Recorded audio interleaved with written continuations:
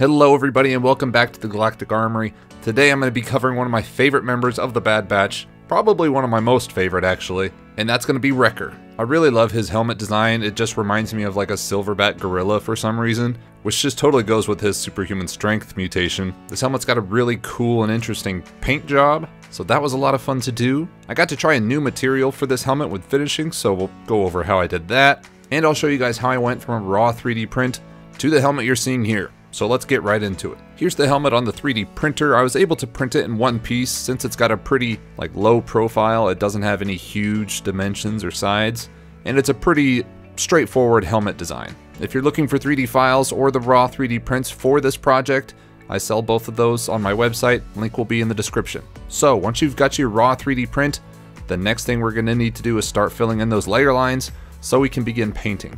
The first thing I like to do for those base layers is a new kind of technique. It involves brushing on SLA 3D printer resin onto the base of the helmet, basically all around it.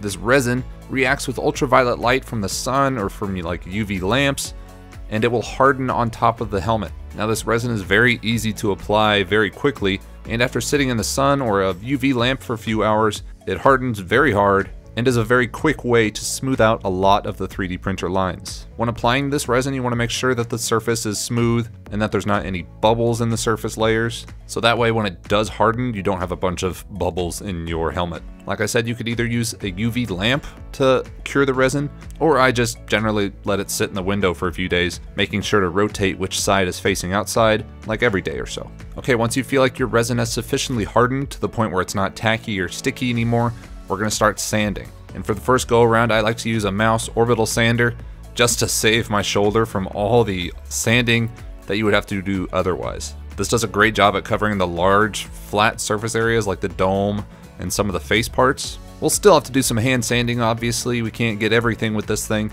but it covers a lot of it very quickly.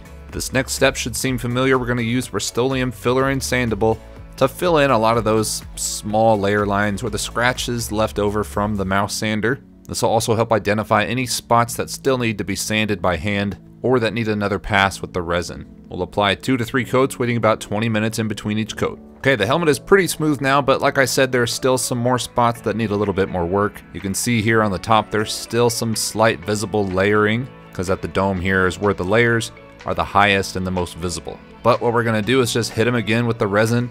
It's going to add another layer of smoothing on top of it, and then we'll be able to sand it again. This next time though, it should be smoother than it was before.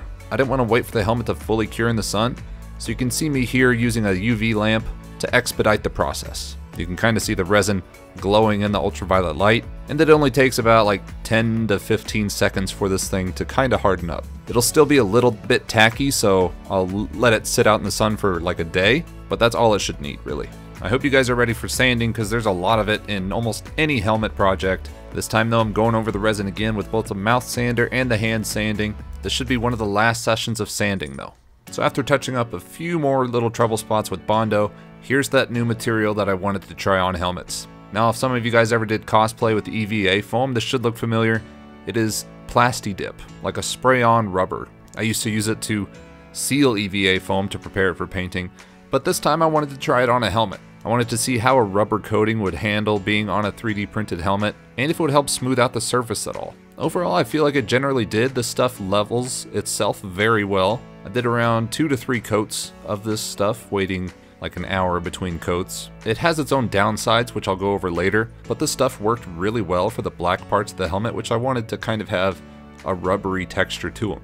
Okay, finally, it's time to start painting. And the first thing I wanted to do was lay down the dark gray color that is around a lot of the helmet. So I had to tape off a lot of the black areas so that we didn't get any stray paint particles anywhere. I used thinner masking tape for some of the details in the edges, and then the thick blue masking tape to just make sure that the rest of the helmet was fully covered. Now for the gray, I'm going to be using a rust-oleum flat gray primer. This gray is a little bit lighter than I would like it to be, but we're going to take care of that down the road. Okay, now that the gray paint is dried, we can take off the masking tape.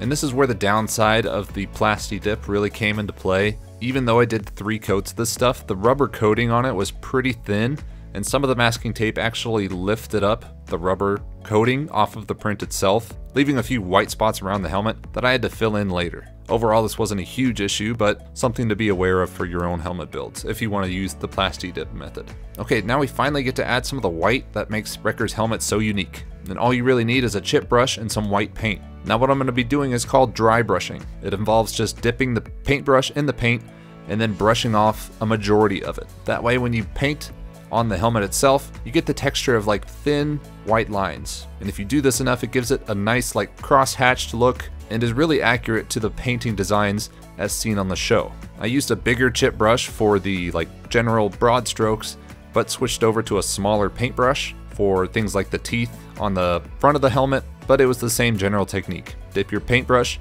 in the paint and then brush away most of it on your palette or on a scratched piece of paper, and then gently dry brush your brush onto the helmet itself. I did this for both the extra colors on the helmet, the white for the majority of it, and then the red on the back side. I then hand painted the 99 Arabesh symbols on the front of the helmet though. I had to redo it a few times just because they weren't even or symmetrical, but eventually I think I got it.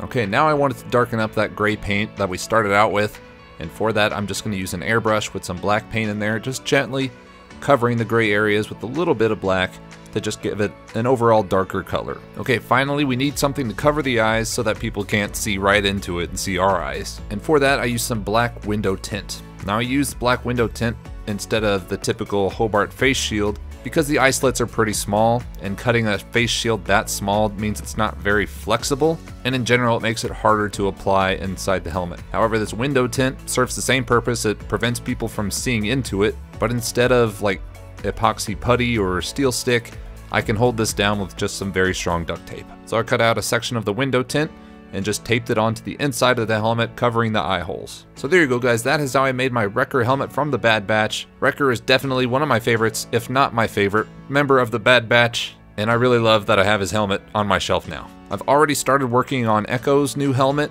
and I hope to have that finished soon, but we'll see. Anyway, look forward to that video in the near future. Thank you all for watching, and I hope to see you again in the next one.